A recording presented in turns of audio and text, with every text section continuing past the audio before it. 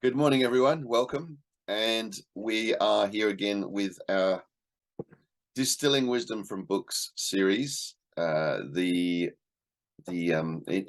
process of creating your ideal life, learning from the books.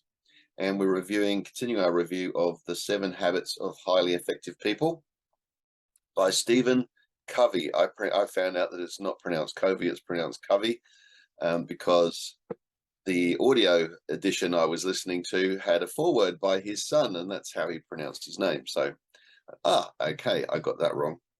So it's Covey. And I didn't realize, but Dr. Stephen Covey is no longer with us. So this is work that he did some time ago. When was it actually written? Anyone take note of that? Copyright 1989. Wow. So that just shows you that the work that he did is based around age-old principles, and principles don't change. As we discovered in the last chapter with that example with the battleship approaching what he thought was another ship in the fog, and it was getting the signal, change course, move out of the way, we're on a collision course. And the answer was, no, you change course. And eventually it was, you change course, I'm a battleship, I'm bigger than you. And the answer came back, I'm a lighthouse. And of course, a lighthouse isn't going to be moving anywhere anytime soon. So the battleship had to change course. That urban myth has that was the USS Pennsylvania. I don't know if that's true or not, but it's alleged to be a story based on some sort of loose variation of the facts. It may just be one of those urban myths. However, the principle is a good example. There's a good example of the principle. So we covered part 1 last week, where we went through paradigms and principles. So laying the groundwork for what this book is all about, and the fact that what he's proposing here in this book, the author, is that we have the principle-centered paradigm, and arguing that the character ethic is the key component, the foundation upon which everything is built. In more recent times, we've headed more towards the, what do you call it? The charisma or the personality ethic. So where we've seen this great focus, probably mainly accelerated with our social media world, of this, trying to be seen to be something, trying to play the role of being, or having an image of being this character, but really that doesn't work unless the underpinning character traits are there in the first place. So that's what that was about. And he introduced his concept in chapter 2, which was an overview of the 7 habits. He introduced the concept of us moving from early life as an infant dependent on people, and growing physically, mentally, emotionally, and financially until we become independent, but then realizing that the later stage is, as we continue to grow and mature, that we become increasingly aware that all of nature is interdependent. And in fact, really this sort of supporting the collaboration principle of, you achieve far more when you work with other people. We can do some stuff if we cooperate, we do it together. So like, we can all learn from Tony reading the book rather than being dependent on yourself doing it. Now, the idea was, people, that we're all supposed to be reading the book and discussing what we got from it, but that's okay. I totally hear your pain, Tony, because I have some people like that in the mornings, but we're doing the Mormon book, and I'm the only one reading it, and they're just listening. I was like, you guys. But it's only 3 chapters a day. It's not even, those are really small. They're not crazy pages long. Well, this particular section that we're covering today is fairly chunky. So I'm proposing that I had thought we'd get through the whole of part 2, but I think if we aim to get through the first 2 chapters of part 2, because I think that this could be quite some just useful discussion out of that. In the book, it actually went from page 65 through to page 144. So that was a fair old chunk of reading. It didn't sound as much when you hear it on the audiobook, of course, but yeah, it is quite a bit. So the principle, though, is this moving from dependence to independence to then interdependence, and that the gate of change is that there are, well, the book is called The 7 Habits. So he talks about the first 3 habits being what he calls a private victory. So this principle of working from the inside out, and he referenced a couple of times, and I love the story and I love the book, Viktor Frankl, who wrote Man's Search for Meaning. He was a concentration camp survivor, and he went through some horrific things, and he also happened to be a psychologist and was studying human behavior, and actually started his period of internment with the experience of being a determinist psychologist. So he would, when we're talking about this the private victory, he starts off with the first principle, which we'll go into now, starting on putting first things first. So habit number, oh, sorry, number 1, being proactive. Sorry, I've jumped ahead there. I've gone to where my second bookmarker was instead of my first bookmarker. So habit 1, being proactive, and this concept of a private victory. So there's 3 elements of the private victory, 3 habits, which is the dependent stage. So 1 is be proactive. Number 2 is to begin with the end in mind, which we'll come to in a minute. And we won't get to this today, I don't think, but the 3rd one will be put first things first. But let's start with being proactive. All right. So this is the principle, really, that, well, first of all, I suppose a definition of what do we mean by being proactive. And it doesn't just mean what we most commonly refer to proactive in a modern management sense, as, you know, instead of being reactive, be proactive. So think ahead, what might happen, and have a plan for it, or have a contingency for it, rather than waiting for something to happen and then reacting to that. What he's saying is that reactivity, or the concept of proactivity, is more a case of combining these 3 elements. So self-awareness is the starting point. So he says animals don't have this. They are not self-aware. They tend to react in order, or they've got the survival instinct, but they tend to react to the outside world around them. The concept that Dr. Covey's proposing is that we start with an inside-out principle. So we look at what can we do inside of us, first of all. And so that requires us to be self-aware. And that self-awareness is what enables us to stand apart and examine even the way we see ourselves, or as he calls it, our self-paradigm, the most fundamental paradigm of effectiveness. So this is what enables us to not take on board necessarily criticism. If somebody else describes you in a way that you don't agree with, you can challenge it. So if they say things like, in examples here, you're never on time, or why can't you ever keep things in order, or you must be an artist, you eat like a horse, I can't believe you won, this is so simple, why can't you understand? So he comes up with those examples. Well, if they are based on people's subjective opinions.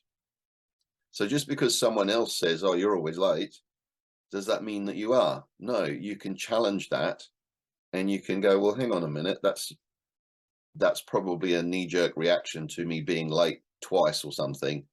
Ironically, it's only with you. I don't know why. That has happened to me. Yeah. So he says that these visions are disjointed and out of proportion. They're often more projections than reflections. projecting the concerns and character weaknesses of people giving the input rather than accurately reflecting what we are. So it may be that that person doesn't like it when they're late themselves, so they say, "You're always late," as an example. So, well, this is really simple. Why can't you understand it? Is when they get annoyed with themselves when they can't understand something. So it could be them just projecting the thing they don't like about themselves. You know, we say everyone is a mirror of yourself. Or you're seeing the reflection of the things you don't like in yourself and seeing it in other people. But this self-awareness means we can question that. Just because somebody else labels us something doesn't mean that's what we are. We have our own opinion of what we are. But it might mean that we might need to re-examine that sometimes. If a few different people start telling you you're always late, you might think, well, hang on, am I? Well, maybe I better work on that, make sure I'm early for things in future. So there's three social maps, three theories of determinism that are widely accepted. Genetic determinism basically says your grandparents did it to you. So if you've got a temper or something, you've inherited it from your grandfather because he had a bad temper, right? Psychic determinism is that your parents did it to you. So you basically picked up the traits or the things that your parents have said you are. That's what you've become. Environmental determinism basically says that it's your environments. It could be your boss, your partner, a teenager, the economic situation, national policies, tax laws, pandemics, could be all these other external things. And this is all based on this stimulus response theory, which he refers back to Pavlov and his dogs. You know, when the bell rings, the dogs start salivating.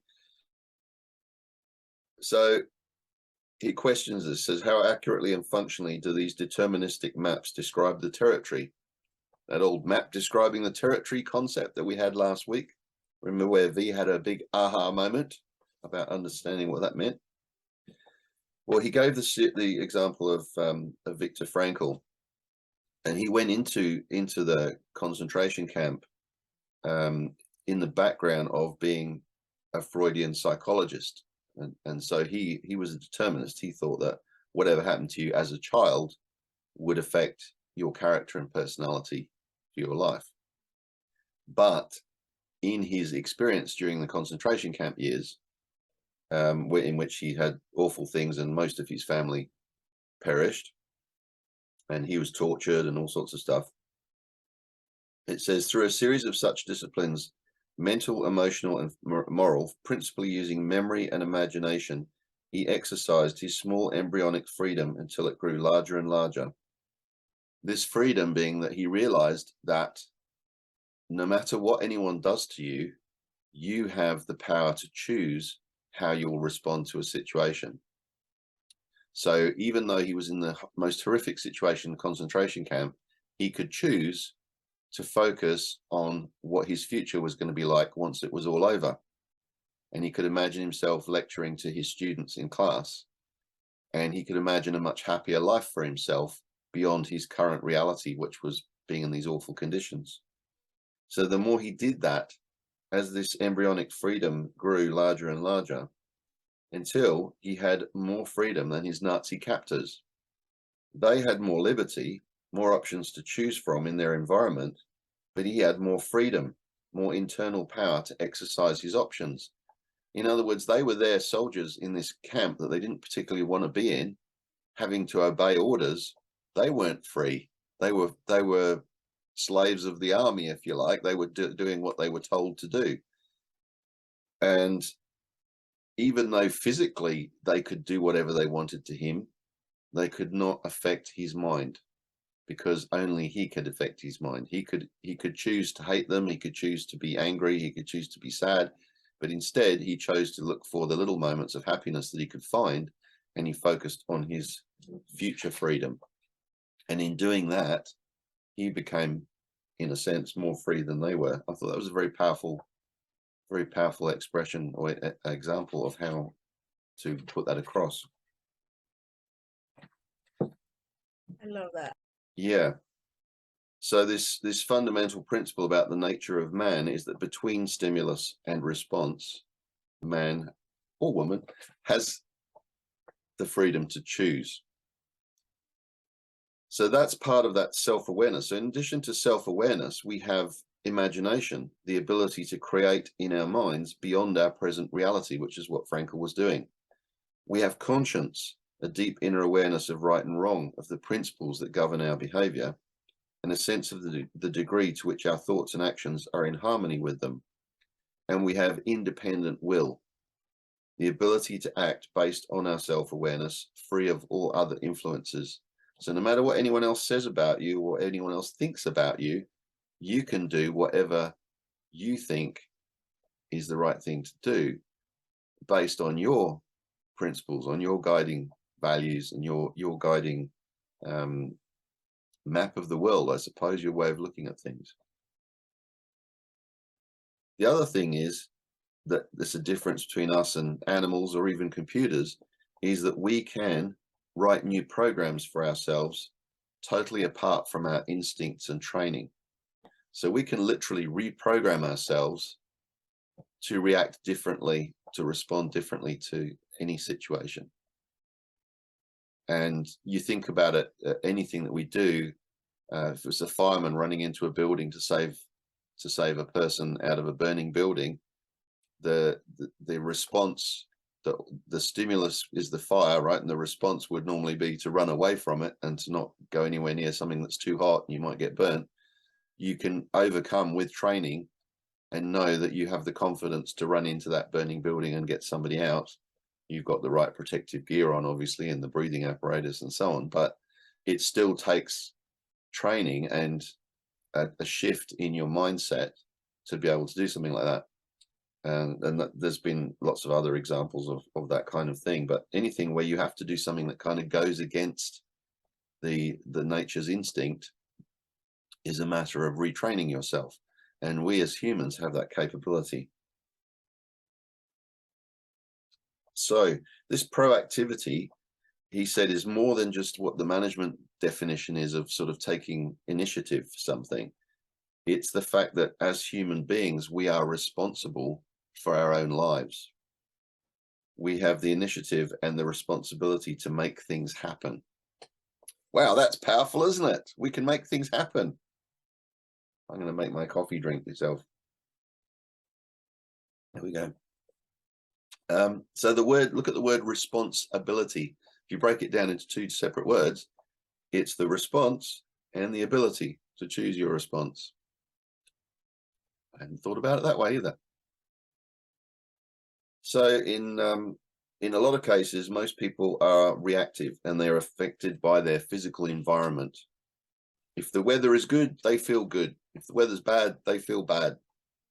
Anyone ever been guilty of that one? The day gets gloomy. You're like, I don't want to do anything. Yeah, I don't feel like it. I don't want to go outside. I don't want to go and do my job. Now, I just love this line, and you'll know this is highlighted in orange. So this is the closest to gold that I can get, right? All right. So reactive people are often affected by the physical environment. That was in yellow. The gold bit is proactive people can carry their own weather with them. Dun, dun, dun. Remember the Crowded House song? You always take the weather with you. Okay. Whether it rains or shines makes no difference to them. They are value driven. And if their value is to produce good quality work, it isn't a function of whether the weather is conducive to it or not. I had that very dilemma this week when it was chucking it down. It was raining sideways and I had to go out and do some cleaning. And part of it was outside. And I'm thinking, I don't want to go. But I do have these plastic pants I can put on over the top of my trousers now. I'm fully equipped, like the fireman going into the burning building. I might look like a wally, but I get my trousers, the legs stay dry. So this ability to override an impulse is the thing that makes us effective human beings. There we go. We're all going to be effective from now on, aren't we? Highly effective, in fact.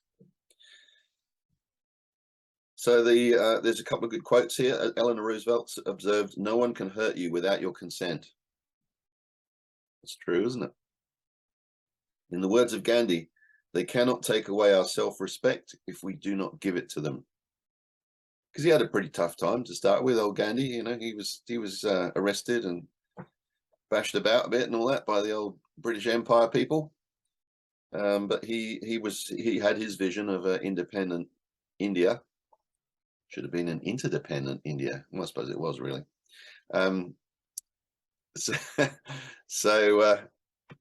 It's very true. If you think about it, in the times of your life when you felt attacked or criticized by other people, they can only really hurt you if you let them, if you take it on board, if you get offended, if you choose to be angry or sad. You realize, hang on a minute, why am I reacting to this person? Why am I letting them get to me? Because That was a big one this week. Yeah. Yeah, that was a big one this week for my baby. You know what she told me? She's like, Mom, I want to move schools. I'm like, that scared me. I was like, what happened? Who hurt you? What happened? You know, I was like, what? She loves school. And she's like, one of my friends, like, told her she don't want one of her friends, and then they were being rude to her, you know, because she was telling on people. Well, don't tell on people. You know, if you tell them that they're doing something wrong, tell them that's wrong. But, you know, but I told him, Marima, it's because they're telling me names, they're telling me this. Okay, so what do you know? You know you're smart, you're not dumb, right? You know you're pretty, you know you're not ugly, okay? So if you believe them, then you're giving them the power. So take your power back. I told, oh, that's like a very instinct on that energy. That was a talk for me, but I was so scared. I was like, what happened, Mama? Who hurt you? And I was like, because they're being mean. And I was just like, okay, first of all, you don't tell them people, just tell them, you know, if they get caught, they get caught. You tell them when you see them, let them know that's not right. And you did your part. Don't get yourself enemies either, you know? And I'm like, unless they crazy hurting somebody. But I was just like, oh my, and it's funny because she's like, I saw her like face like going like, oh, that makes sense. She's like, oh, okay. I'm like, so you know the truth, right? What you know that's not true. She's like, yeah. And it was just like her face, how it like changed. I hope she got it, you know, because her face expression, I loved how she was like, you just could see it was like, boop, a light bulb. That's beautiful when I saw it. Totally what you're talking about right now. Parenting 101. There we go. Excellent. Yeah.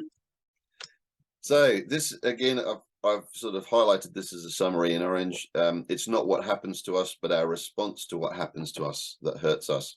Of course, things can hurt us physically or economically and can cause sorrow, but our character, our basic identity, does not have to be hurt at all, exactly as you were telling your daughter.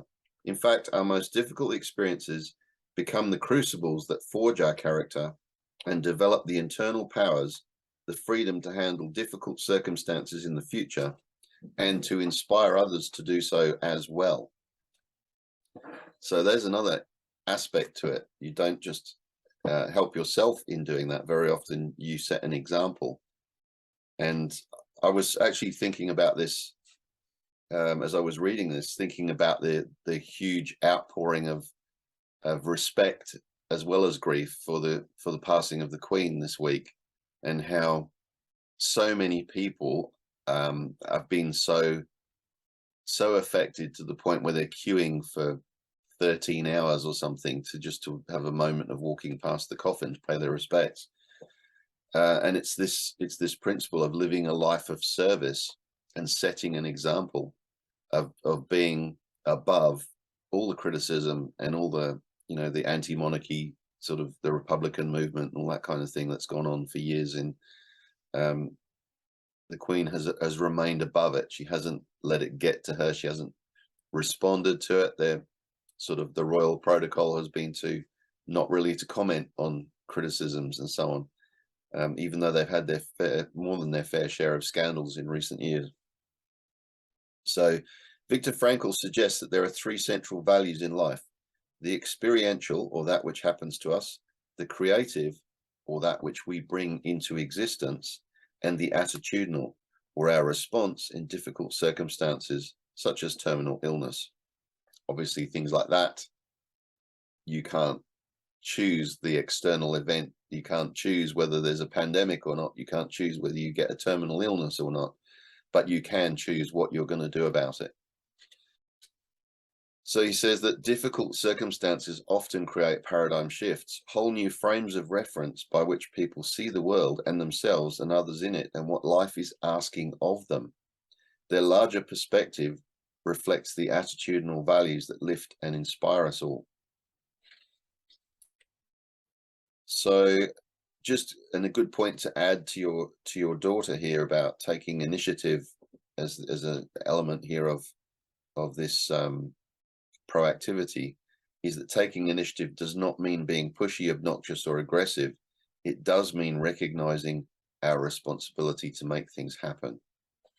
So, you know, you don't have to bully the bulliers. You can, like you said, you know what's true and what's not true, and you don't have to take their criticism on board, and you don't have to let it affect you. This is a good point. Somebody said, whenever someone in our family, even one of the younger children, takes an irresponsible position and waits for someone else to make things happen or provide a solution, we tell them, use your R&I, resourcefulness and initiative. In fact, often before we can say it, they answer their own complaints. I know, use my R&I. That was pretty good. I hadn't heard that one before. Well, I had, because I'd read the book a long time ago, but I'd forgotten it. So there you go. So this act or be acted upon subchapter here. And he was talking about our response. So there was an example working with a group of people in the home improvement industry, reps from 20 different organizations. And this was a time of heavy recession, and the negative impact on this particular industry was heavier than normally during normal economic circumstances.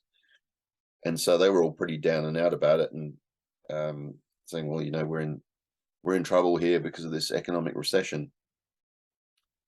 So he got them to reframe things and to look at it from more a case of, rather than accepting that the economic situation is X, to look at it and go, what can we do about it? So this is being proactive rather than reactive. And so on the third day, we decided to, the first day, the discussion question was, what's happening to us? What's the stimulus? When it was all this pressure and economic downturn. The second day, they addressed the question, what's going to happen in the future? And they looked at trends and assumptions and so on. And by the end of the second day, they were even more depressed. And things were going to get worse before they got better, and everyone knew it. On the third day, we decided to focus on the proactive question. What is our response? What are we going to do? How can we exercise initiative in this situation? So in the morning, they talked about managing and reducing costs. In the afternoon, they discussed increasing market share, and they brainstormed both areas and then concentrated on several very practical and very doable things. A new spirit of excitement, hope, and proactive awareness concluded the meetings. At the very end of the third day, they summarized the results in the conference in a 3-part answer to the question, how's business? So bear in mind, before the conference, they would have gone, oh, it's terrible, you know, everything's going really badly, we're in the manure here. And they came up with this. Part 1, what's happening to us is not good, and the trends suggest that it will get worse before it gets better. So it's truthfully evaluating the reality of your situation. Part 2, but what we are causing to happen is very good, for we are better managing and reducing our costs and increasing our market share. So that was the result of being proactive and going, what can we do about it? Part 3, therefore, business is better than ever. So they've gone from looking at the situation as being, we're really under the pump here and everything's going wrong, and being really depressed about it, to realizing what they can do, that what's within their control to do, and therefore feeling much happier and much better about the situation, to the point where they actually felt things are going really well. So that's quite a turnaround, and that's just one example. It's actually like Yep. they've created an opportunity from what initially looked bad has actually become an opportunity. Very much so, yeah. So a good one to bear in mind with your accounting clients going forwards is, you know, I do that don't with take it them, on yeah. face value, because the reality is there might be, you know, a pandemic or a recession or whatever's going on. That's reality. But what you choose to do about it is a different matter. Well, that's what happened with a lot of them with COVID, is that they, with all the shutdowns, I had people coming to me that I had spoken to them about, you know, diversifying, doing something other than just your job. And all of a sudden, everyone wants a side hustle.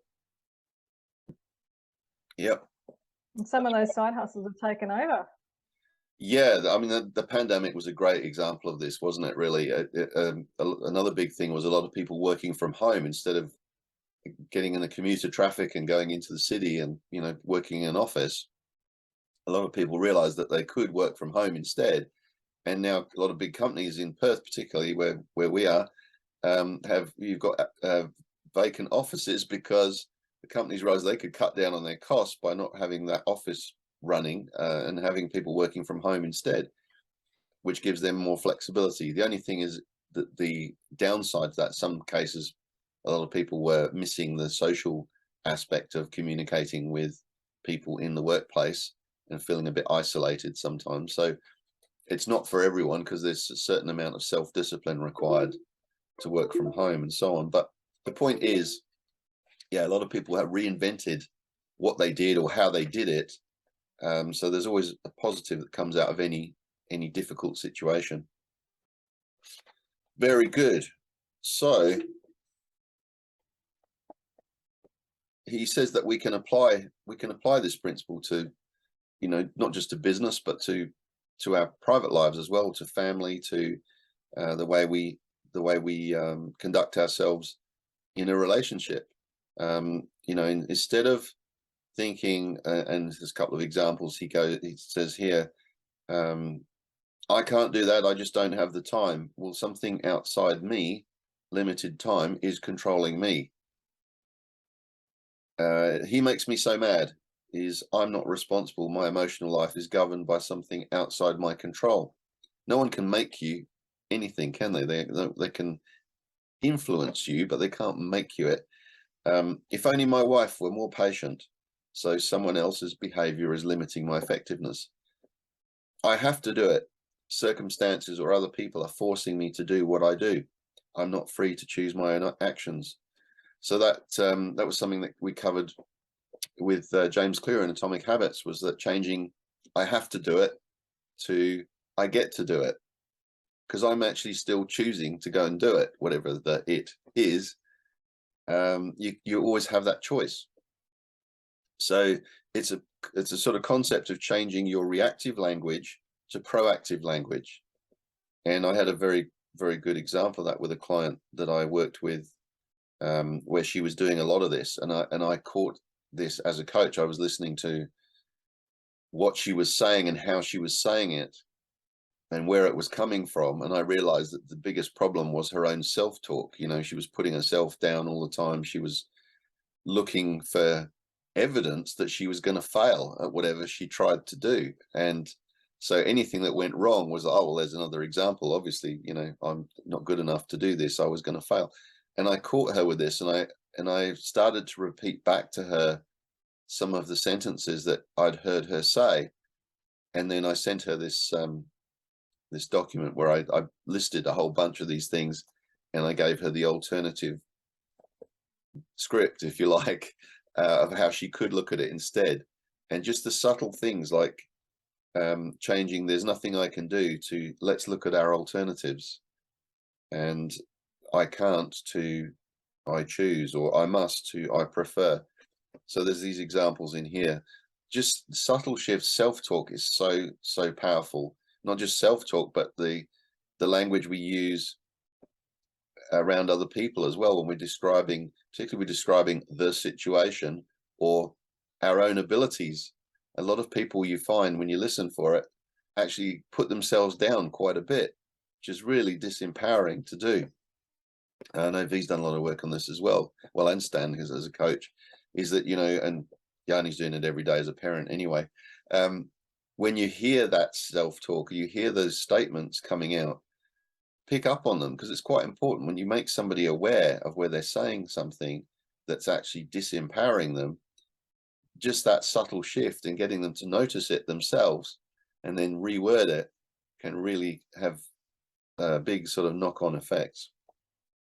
Even I find, Tony, when if there's something that I have to do, I can change the wording, but I can also look at why do I feel compelled to do it? What is the outcome going to be? Yeah. And just looking for the positive in the outcome gives motivation to go forward.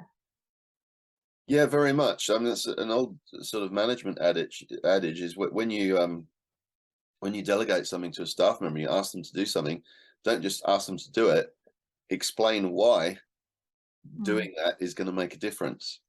So then they're more invested in it, because they realize, you know, if it's sweeping the floor, it's important that you sweep the floor, because then when the customers walk in, it's going to give a good first impression. They go, oh yeah, that makes sense, rather than just go and sweep the floor. Oh, why have I got to do this? You know, so it's powerful stuff. Yeah, just giving people the explanation behind things gives them a motivation beyond just the actual fulfilling the task. And I love this point. So again, this is highlighted in orange, this one. A serious problem with reactive language is that it becomes a self-fulfilling prophecy. People become reinforced in the paradigm that they are determined, and they produce evidence to support the belief. They feel increasingly victimized and out of control, not in charge of their life or their destiny. They blame outside forces, other people, circumstances, even the stars, for their own situation. And that was one of the hallmarks of Jim Rohn's teachings, is that, you know, he came across this mentor, Mr. Schulf, who asked him such sort of confronting questions as, well, how come you're broke at the age of 25 in a free country like America with loads of opportunity? You know, and he's like, oh, well, it's the government, it's this, it's that. No. What are you doing about it? You know, and just by getting, as I said before, if people take responsibility and realize that they are at where they're at in life because of the choices they've made, it's actually very empowering. It's easy to avoid that and to go, oh, it's everyone else's fault. But when you take responsibility and go, I got myself into this mess, it also means you're giving yourself the power to go, well, I can get myself back out of it again. If it was my decisions that got me here, I can make some different decisions, and I can go wherever I want to go and do whatever I want to do.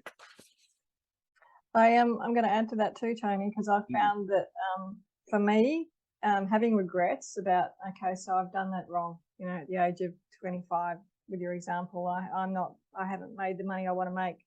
You can beat yourself up about it, but that's not going to help either. It's really about taking the lessons and being grateful for the lessons so that you can move on from there.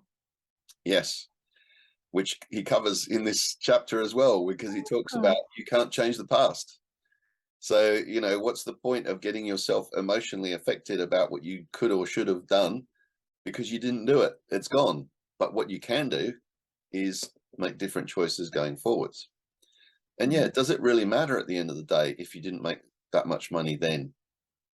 You know, the stats actually show that most people who become multimillionaires don't do it till, in a lot of cases, they've already gone bankrupt a couple of times, or they don't do it till they're probably in their 50s or 60s. Because they've learned all the lessons along the way. They've got it wrong loads of times. They've stuffed up, you know. So and they keep going. Yeah, yeah. I mean, we tend to look at those rock stars that have made it happen young and go, how come I didn't do that? I saw one the other day, the lady who invented Canva, and she's a billionaire. You know, I'm thinking she started this business in a garage, and now she's a billionaire. You're thinking, what's wrong with me? Why didn't I do that? But everyone has a different journey, and that's fine. So this difference between being reactive and being proactive, I love this little example. This is a powerful one to take note of. And it was as an example where at a seminar where somebody came up to him and said, oh, my wife and I just don't have the same feelings for each other that we used to have, you know. I don't think the love's there. And he said, what do you suggest? And Dr. Covey says, love her. So the point is that love is not just a feeling, that's the fruit of the verb. The verb is to love someone. So it's an active thing, not just the resultant thing. So what he's saying is that we've in movies and so on, it's been scripted that we're not responsible. We're a product of our feelings. And if the feeling is, oh, you know, the love's gone and I don't feel the love, we'll do something about it. Love that person. It's love is to do is a verb. To love is to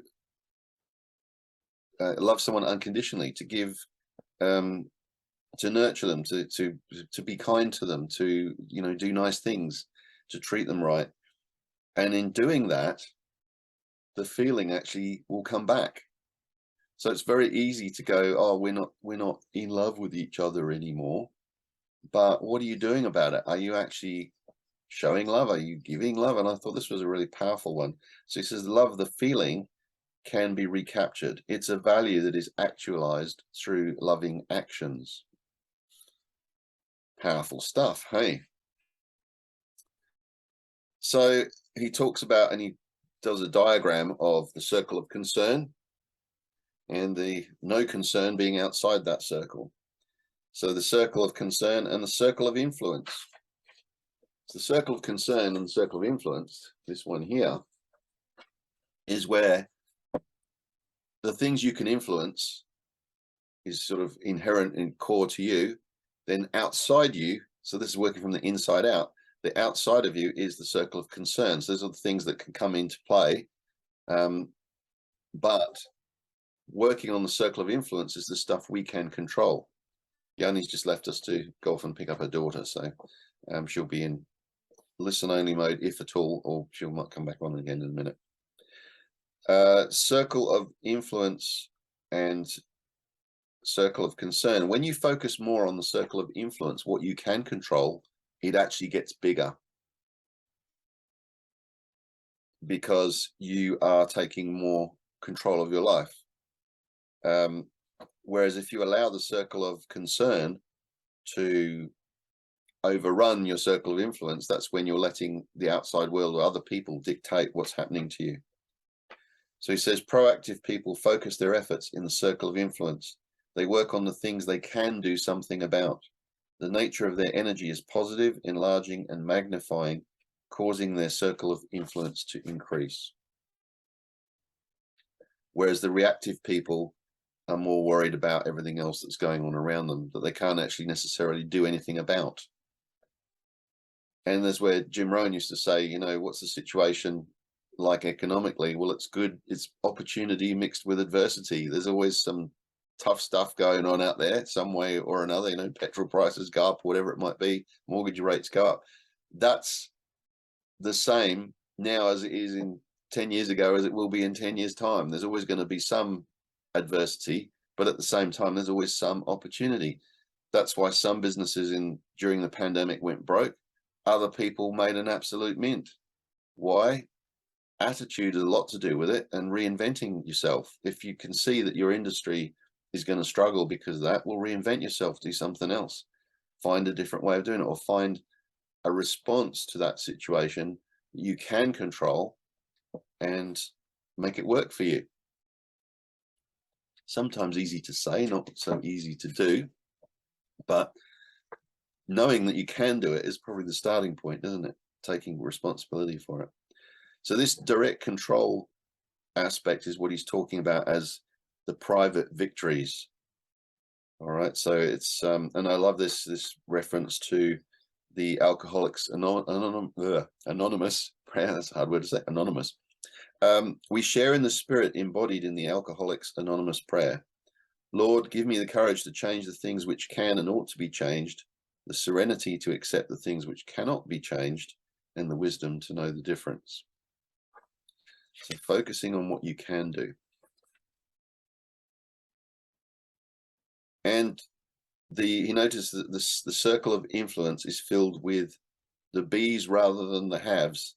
I can be more patient. I can be wise. I can be loving. It's the character focus. Whereas the circle of concern is filled with the haves. You know, I'll be happy when I have my house paid off. I'll be happy when my husband's more patient or my wife's more patient. Or I'd be happier if I had more obedient kids. So the have, it comes after the be. You know, you've got to be it first, and then you'll have what you want. But to do that, of course, you've got to do the things. So you've got to be it, do it, and then you'll have it. All right. Well, that is a dramatic shift for a lot of people, because it's always easier to blame everyone else. But let's work on what we can be. And therefore, like happiness, like unhappiness, is a proactive choice. You can choose to be happy in any situation. You can choose to let things get you down. Right. Just mindful of time. I'm speeding through a little bit more. At the heart of our circle of influence is our ability to make and keep commitments and promises, especially to ourselves, but also to others. You know, if you decide you're going to do something, you can follow through and do it. And every time you keep a promise to yourself, you're reinforcing or building up your personal power. But when you let yourself down, when you don't keep a promise that you've made to yourself, then you weaken your position. So it's a bit like a bank account. You know, you're making a deposit in the account every time you do what you say you're going to do and keep your word. So that was pretty much that chapter and that habit, which was the habit of being proactive. The next chapter was to begin with the end in mind. So these are principles of personal leadership. Remember, private victories. And this is how we move. We're moving now from the dependent stage to the independent stage. So as we fulfill these three first habits, which is being proactive, and what we're about to do, number 2, beginning with the end in mind, and we'll come to the third one probably next week, I think, is to put first things first. So let's go with habit number 2, begin with the end in mind. What do we mean by that? Well, if you're going to build a building, you don't just start building a building, do you? You have a blueprint or a plan of what you're going to achieve, and you work back from there. You go, okay, well, what materials are we going to need, and what labor are we going to need, and how much is it going to cost, and where are we going to get these resources from? So you have a plan. And if you take this,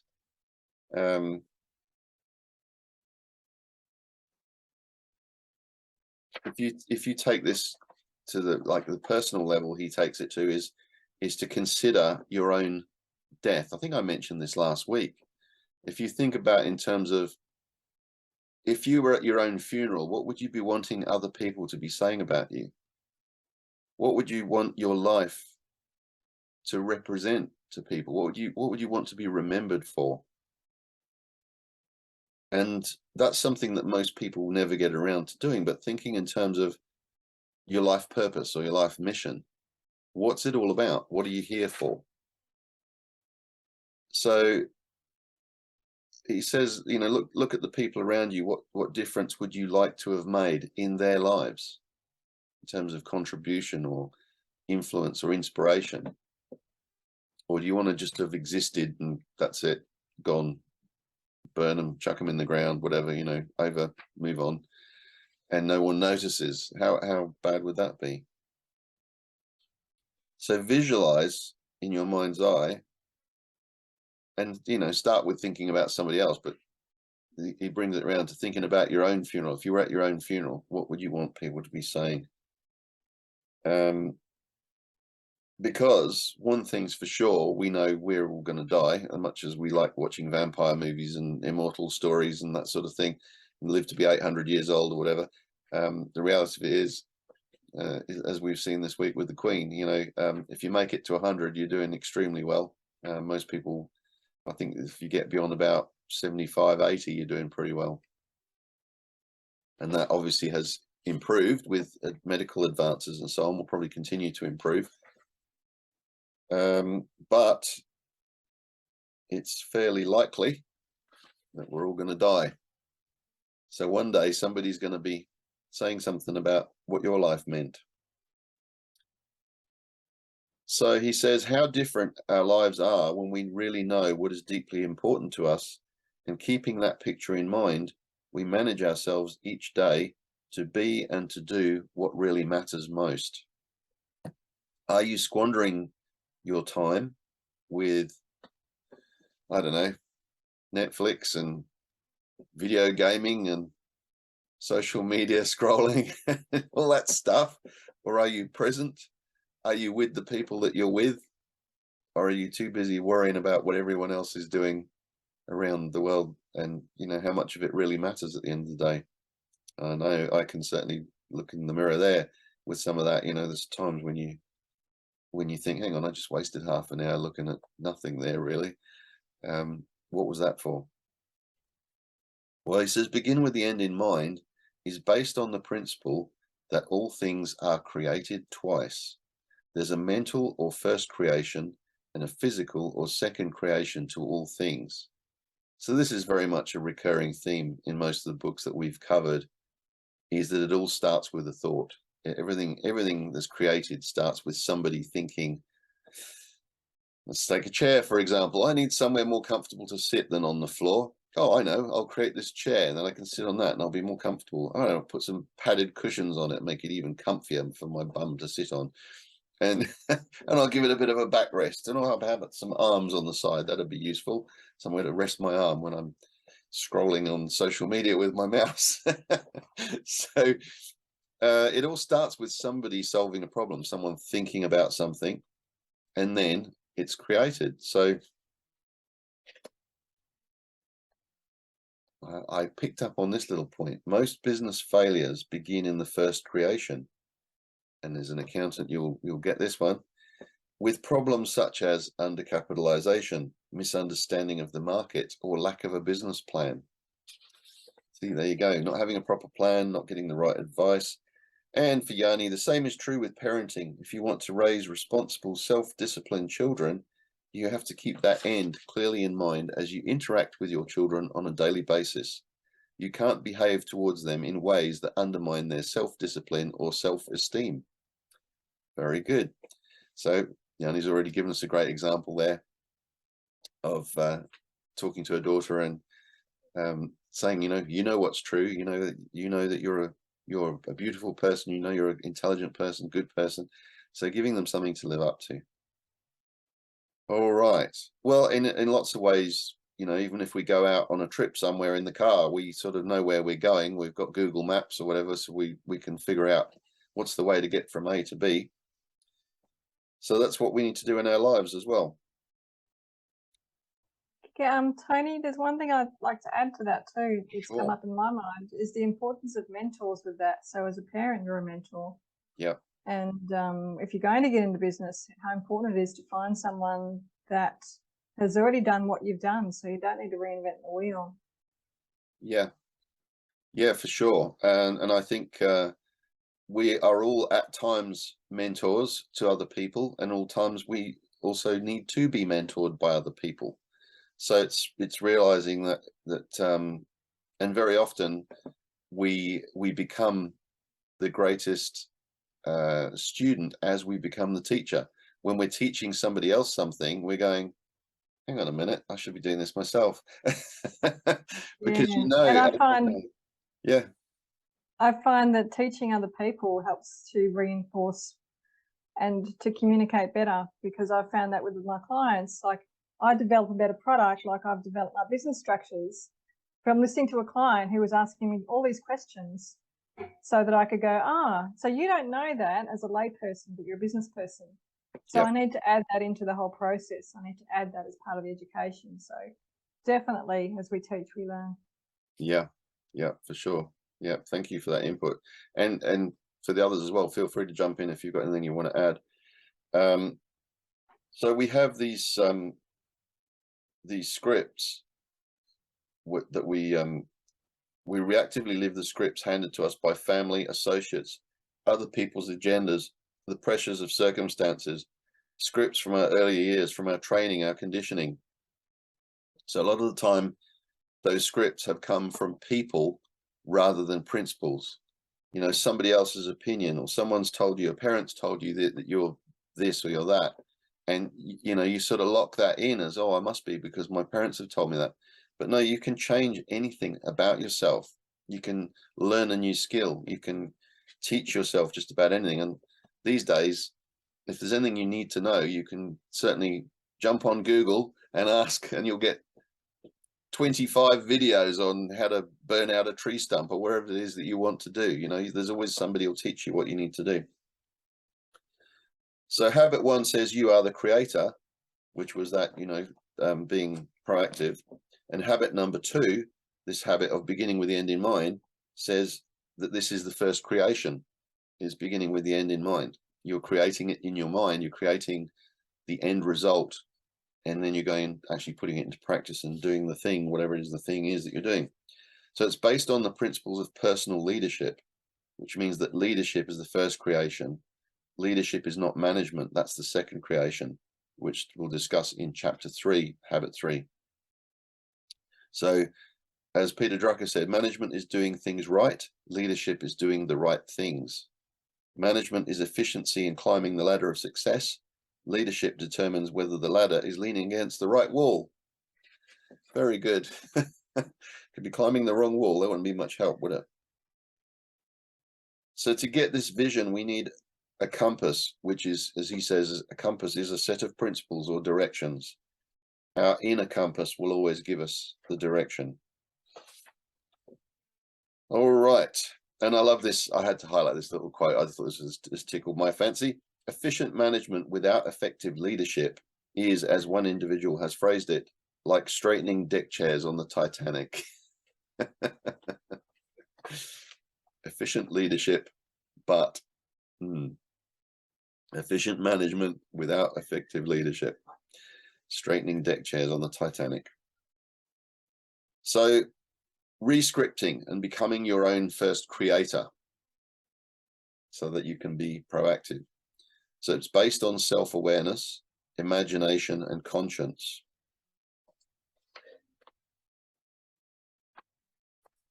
Yeah, so re-scripting is another way of calling it paradigm shifting.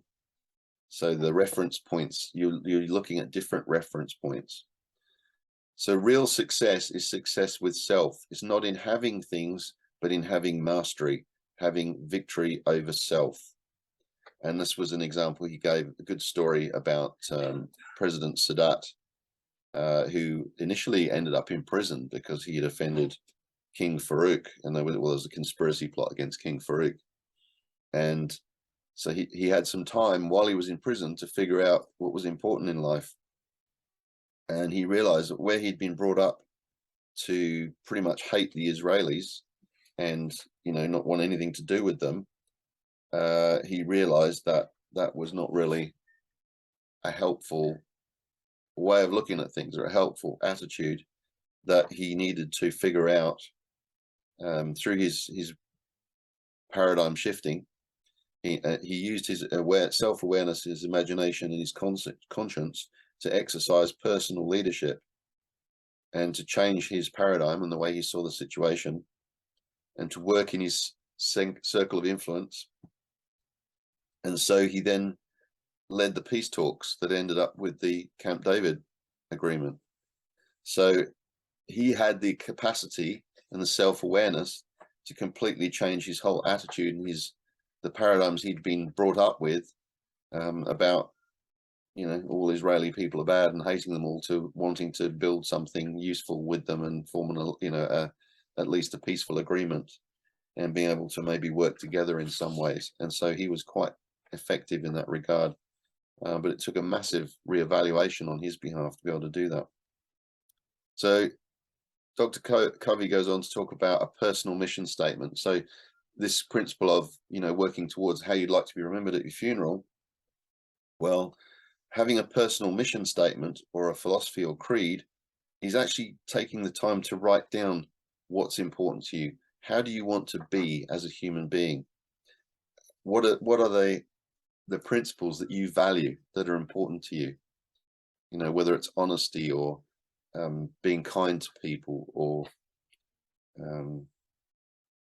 cutting everybody off in traffic. You might make that your principle. You know, I don't think that's a very good one, but So on the audio I was listening to, he came up with all these, might be in the next chapter, I'm not sure, but all these negatives. And I just thought it was a really good way of teaching someone, you know, if you take all, because it's quite easy to sort of come up with these fluffy sounding sort of intentions, you know, I'm going to be a great person, I'm going to do this. But if you actually go to the opposite of that, the negative, and verbalize that, it sounds so ridiculous. You know, I'm gonna deliberately be nasty to everybody I meet. Why would you do that? I'm gonna be grumpy every day. I'm gonna be miserable with my wife. You know, those, when you hear them framed negatively, they sound so ridiculous that obviously you want the opposite to those. It's quite an interesting exercise to do. Actually, Tony, I'll just add something to that, because we did a values exercise with the people in the workshop with the horses over the weekend, and it was really interesting to hear people pick a word out, or they picked 20 words, but when they actually sat and had to contrast them with, can I have that or can I have that, and they really had to think about what that word actually means for them, and it just created so much shifting, because it wasn't just being kind, it was, what does it actually mean for you? So it was pretty powerful. So it's not just about picking nice words, it's about really getting down to what it means to you. Yes, very good point. And Antonio Robbins says that nothing has any meaning except the meaning we assign to it. So a word that you may use, it has a meaning to you, but to somebody else it has a very different meaning.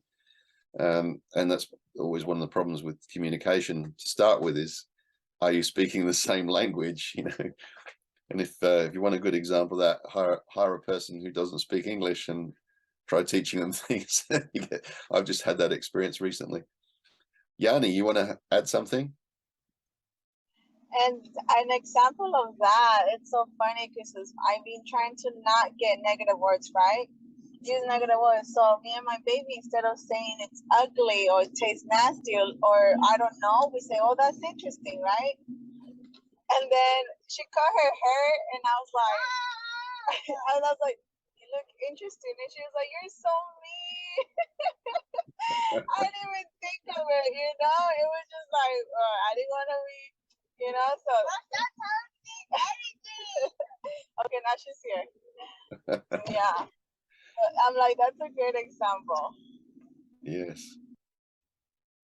Yes, interesting is one of those words that could have a lot of different meanings, isn't it? Could be used to be a positive thing, or quite critical in a way as well.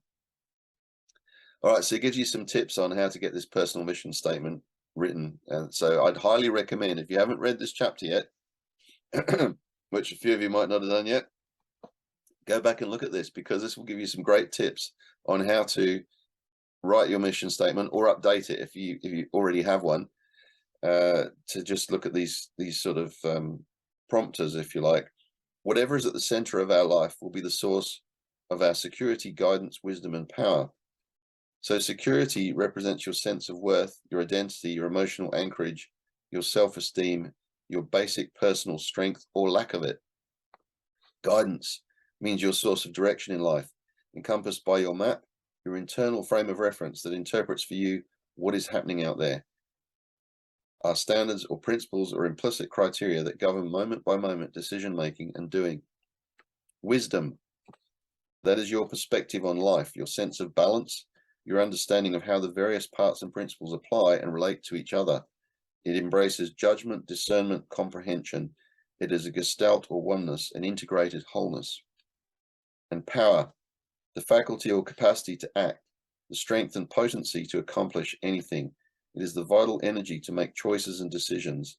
It also includes the capacity to overcome deeply embedded habits and to cultivate higher, more effective ones. So that's at the center of our center of influence. And he then looks at some alternative centers where people allow external things to impact on them. And I won't go through them all now because we're not going to have the time. But for example, spouse-centeredness. So it might seem like a good thing, but if your whole life revolves around what your spouse thinks and feels, that's not going to be right necessarily for you. family. If your whole focus is about keeping the family happy, that might not be right for you. Money-centeredness. I'm sure you know some people who obsess about money and are terrified of losing it all. I certainly have a good friend that's like that. Work-centeredness. You know, some people who define their whole identity around their work. What happens if they lose their job, or that, you know, there's a pandemic and suddenly their job's redundant or something? Possession-centeredness. I am going through them all, and I got very quickly. You know, if you place too much value on stuff and the things that we own, and a lot of it, you could lose it all and start again with nothing, and would it really matter? Pleasure-centeredness. Closely allied with possessions is that of fun and instant gratification and TV and Netflix and all that stuff. Not that there's anything wrong with Netflix, by the way. Some good programs on it. Friend or enemy centeredness. You know, some people get so obsessed about what a particular friend thinks, or they let their whole life be run by this enemy, like somebody in the workplace that they can't stand, that's, you know, really getting under their skin. Why are you letting that happen? Move, get a different job, you know, don't stay there if it's that toxic, you know. Church centeredness is another one where you can have tittle tattle and gossip and all that going on. Self-centeredness, which is pretty bad. So there's a whole chart there where he looks at if you are spouse-centered, for example, how will that impact your security, your guidance, your wisdom, and your power? So he looks at each of those examples and gives you the impacts on the different ones. So moving on from that, none of those are ideal, but we will all succumb to different ones at different times. What is better is that we center our lives on correct principles. We create a solid foundation for development of those 4 life support factors, the 4 factors I just mentioned, which were security, guidance, wisdom, and power. The principles don't change. Our understanding of them does. So principles are timeless. You know, things like what was the one you brought up last week? The golden rule. It's a principle that is timeless, really. You know, there is a karmic factor out there. If you do good, if you behave well, treat people kindly, treat people with respect, you tend to get that back. But if you sow the seed, you know, what you reap, what you sow. If you are horrible to people, if you're nasty, if you're short-tempered, and particularly if you go into a shop with a bad attitude and you know, in a grumpy mood, and you're rude to the staff, what are you going to get back? If you walk in raging and angry, and I used to have to deal with a lot of that in my retail days as a retail manager, get called to the service desk to some irate customer who's bought a product and it didn't work properly, and they're ranting and raving, what does that do? It tends to get you, the staff, you know, you tend to match their emotional state. So you tend to get angry because they're getting angry, unless you are, like I was, able to control yourself and keep calm. But you don't want to cooperate so much with someone who's ranting and raving at you, do you? It's a lot, you know. If you, was it the Abraham Lincoln used to say about, you get more with a drop of honey than a gallon of gall. So yeah, this really explores all these principles and how, if you are principle centered, what will be the impact on your security, your guidance, your wisdom, and your power. So very interesting. And obviously the conclusion is be principle centered. And so when you're writing your personal mission statement, bear all that in mind. But look at, you know, be self-aware, look at all those areas and go, well, am I letting my life be governed by the moods of my boss, or, you know, the attitude of my wife, or my love of money, or whatever it is? Am I allowing those things to impact on me? So then from that you can write, you can have your visualizations of how you want things to be. So I'm just conscious we're slightly over time, so I'm wrapping it up now fairly quickly. Dr. Charles Garfield did some research, extensive research, on peak performers, both in athletics and in business. He became fascinated with peak performance in his work with the NASA program, watching astronauts rehearse everything on Earth again and again in a simulated environment before they went to space. So he already had a doctorate in maths. He decided to go back and get another PhD in psychology and study these peak performers. One of the main things his research showed was that almost all of the world-class athletes and other peak performers are visualizers. They see it, they feel it, they experience it before they actually do it. They begin with the end in mind. You can do this in every area of your life, before a performance, a sales presentation, a difficult confrontation, or the daily challenge of meeting a goal. See it clearly, vividly, relentlessly, over and over again. Create an internal comfort zone. Then when you get into the situation, it isn't foreign, it doesn't scare you. Your creative visual right brain is one of your most important assets, both in creating your personal mission statement and in integrating it into your life. Another word you might have heard is manifesting. So the fact that you can imagine something first and create it in your mind's eye, and then repeatedly and vividly imagine it, means you can bring it into reality. You can make it happen. And that is something that sets aside the people who do achieve, who are more effective. We're trying to be highly effective, remember? So that's something to work on, to practice, and to include in your mission statement. What do you want to achieve, and who do you want to become, and what do you want to be remembered for?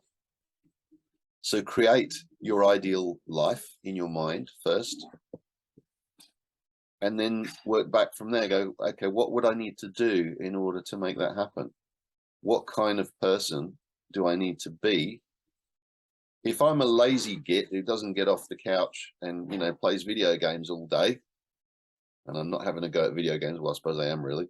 But if that's all you do, but you secretly want to be, you know, a rock star on stage, but you never pick up a guitar, is it likely to happen? No, it's not. But if you were to see yourself as a rock star on stage, getting the applause and so on, and you picked up the guitar every day and practiced, and you joined a band, and you learnt new songs, and you improved your skills with practice, it's, you know, it's a lot more possible, isn't it? So that's just an example. But whatever it is that you aspire to do, write your declaration of what you want to do. And this is, again, the thing that most people don't do, is to create that time to sit and reflect. And he said, your personal mission statement is not something you're going to knock up in 5 minutes. It's something that's going to require a chunk of time to do that self-awareness exercise and to ask yourself these tough questions. What do I really want? What's really important to me? What will achieving that do for me? And writing it all down, and then fine-tuning it, and maybe bouncing it off a few other people and getting some input from other people. And okay, well, what skills do I need to learn? What resources do I need? How can I make that happen? Basically, you can achieve just about anything you really set your mind to achieving if you see yourself doing it and you believe that you're doing it. And we'll be covering some of the work of Joe Dispenza at some point, and how he turned himself from being told he wouldn't walk again to, you know, being perfectly fit and active again. And there's so many stories of that, isn't there? People that are told one thing, especially in medical situations, and they go, no, I'm not accepting that. I just recently read the biography of, or one of her books, Taria Pitt. It was badly burnt in a ultra marathon up in the north of Western Australia, and, you know, could have easily given up and just died, and fought back and has had countless operations, and is now a traveling motivational speaker and author, and has influenced thousands and thousands of people with her story and her resilience and her determination to live a normal life, and has had children since. And incredible lady. There's so many stories like that. People who imagine their new situation that they want beyond what their current situation is, and then go and make it happen. There we go. Who'd like to add anything? Sorry, I've rushed through that towards the end. Anyone want to add any thoughts or input to any of what we've covered this morning? I'm gonna be proactive. I started with a goal in mind. Yes. Very good. I think we've lost V. I think her internet's dropped out. She's had some problems in where she is at the moment with internet. Yeah, that's good, Yanni. That's what we need to do. Think ahead to what we want to achieve, and then work back from there and how we're gonna do it. What are the steps required? Chunk it down. Very good. I think Stan's too busy to comment as well. So, and it looks like we've probably lost V with the internet. So that's where we're going to stop for this week. Thank you so much for attending and your positive energy. And I hope that something's impacted there and that is useful. And then next week we'll be covering the next 2 chapters. So we'll finish off that part 2, part 1, the private. No, it's part 2, the private victory, and then we'll get into the public victory habits as well. So we'll probably be covering habits 3 and 4. I think should be achievable next week. Okay, guys, thank you so much. Catch you again soon.